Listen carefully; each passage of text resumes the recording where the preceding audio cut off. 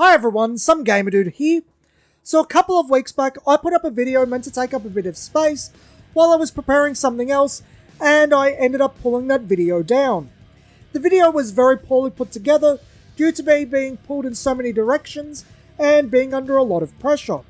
I've been burned out off and on for a few months now, but a new subscriber, you know who you are, left some very long comments on that video. But before we get to the topic of today, if you like today's content and want to help the channel, be sure to share the video, like and subscribe. Also be sure to check out the stock fighter primers on the official Hyperduke card game channel starting this week. The video itself was born of that original video I've been working on, talking about where Yu-Gi-Oh! Is actually better than Magic.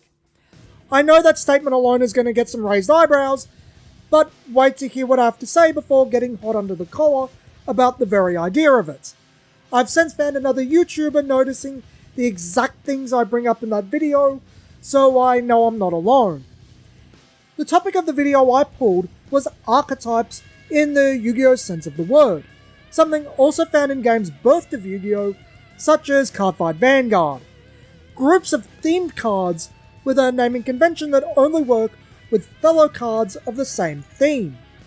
To be very exact in what I mean, let's use something I use in real life, Shadow Fusion. Shadow Fusion fusion summons Shadow monsters from the extra deck, all of which need at least one Shadow monster as fusion material, pushing a heavily Shadow deck. Since the release of these cards, we've even gotten Shadow monsters to cover the secondary part of the fusion material, the other elements, further pushing Shadows as the majority of the deck's components. I said that this undermines the TCG distribution model. The TCG model greatly benefits from being able to put cards together and have something functional. Then, as your collection grows and you better understand the game, you get better cards and a better deck. This type of design not only locks you out of this, but bears in full display the intent of the designer. Out of something completely unintended being discovered, you play what the designer wanted you to play and how they wanted you to play. All the TCG model does is break up the deck and make it more expensive to assemble, then in turn more profitable. It's the distribution model's very nature at fault here though, not the concept. But this commenter said he would argue that this would constitute as bad design, and this left me thinking, why? Why is it bad design? Who gets to decide that? What factors are we taking into account when we make that call? So I'm not going to sit here and argue that Yu-Gi-Oh! Doesn't have considerable balance and pacing issues. I'll be playing devil's advocate for Yu-Gi-Oh! At a later date. But even if you find Yu-Gi-Oh!'s modern gameplay entertaining, I think most will agree that the territory that Yu-Gi-Oh! Gets into is a bit much to say the least. However, cards doing too much, cards creating these extremely long plays, or giving too much benefit, that's all to do with individual card design. Things being pushed is completely independent of the concept of archetypes. Yes, archetypes usually are made to trade in deck choice for power, but how much power they are allowed is completely at the whim of the designer. It's nothing to do with the concept itself. So, two things came to my mind. Firstly, bias. A long time ago now, when Flesh and Blood first came out, I demoed it and thought it was one of the worst games I'd ever tried. I still don't like it, and no, I'm not going to spend money on it because you are personally offended I don't like your game of choice. You can send me product and commission a review if you're so inclined, but I'm not going to spend my time and money on it on my own volition. However, saying that, I am now in a better position to express why I don't like it. And it's really simple. Taste. Flesh and Blood skews very hard into competitive play, and that doesn't have the fun factor I look for in a game, so naturally I wouldn't like it. I'm not terribly keen on the game that I suspect it's inspired by either, even if I'd rather play that.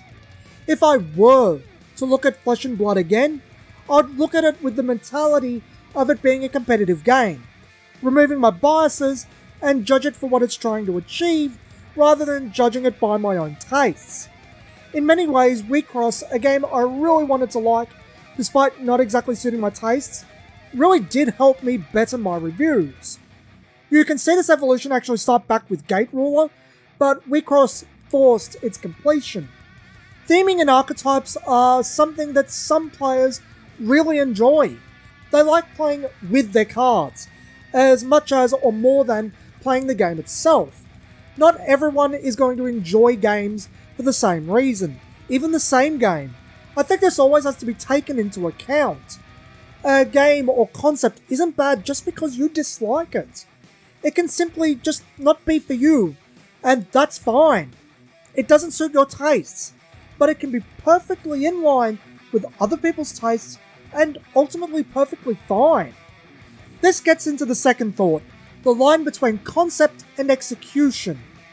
How a concept is executed and the game that surrounds the idea can make the world of difference. I think resource cards are probably the best example of this. I'm bringing up lands, but people bag on lands a lot. We all know the issues, flood, drought, screw. Saying that, are resources in the deck such a massive issue with Pokemon? The execution is ultimately very different, as the game surrounding it is extremely different. There, it's largely a non-issue. Years ago, I had this argument with a friend not willing to give Magic a try. I said to them, "You're okay with energies in Pokemon. Why are you so averse to lands? It's the same idea." Except he was in the right, and I was in the wrong. I was not accounting for the game surrounding the card type and their execution. They are radically different. Or if you want to make a more direct comparison, lands versus Magic Stones. Force of Will's Magic Stones are commonly considered to be one of its better aspects, but it, along with the smaller decks, makes the game too consistent and ramp entirely too powerful, something Duel Masters discovered over a decade earlier and costed cards accordingly. Yes, stones are less frustrating, but by changing from Magic systems, it introduced new issues that probably weren't understood, definitely weren't accounted for, and this was further exacerbated by poor card design and poor game planning.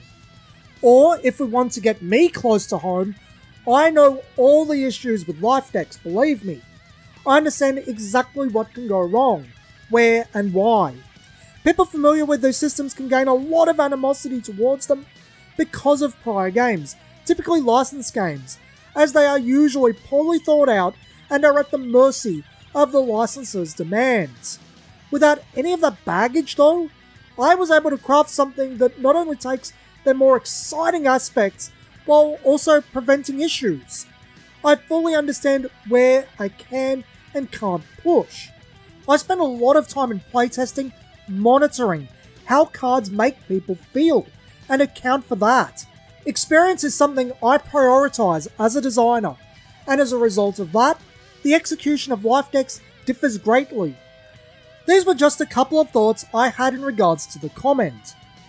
I think when talking about card games and design, people are all too ready to throw things out if they produce a poor experience, instead of trying to understand why they didn't work, and what appeal the idea may have.